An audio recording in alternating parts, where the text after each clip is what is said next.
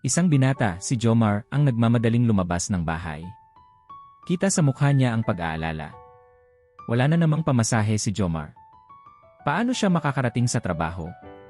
Kinapa niya ang kanyang bulsa walang laman. Napabuntong hininga siya at nagsimulang maglakad sa ilalim ng tirik na araw. Si Jomar, pawisan, pagod, halos hindi na makalakad.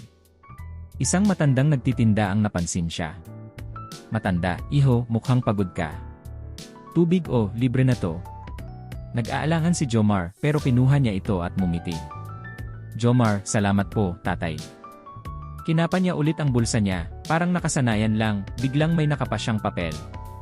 Jomar, nagulat, hala. May 5 piso ako. Biglang bumalik sa isip niya ang isang alaala. Ang kanyang ina, palihim na inilalagay ang 5 piso sa kanyang bulsa habang natutulog siya. Nanay, mahina ang boses, alam kong wala kang pera kaya nilagay ko na yan. Napatingala si Jomar, ramdam ang init ng luha sa mata niya. Jomar, mahina, may ngiti, salamat, nay.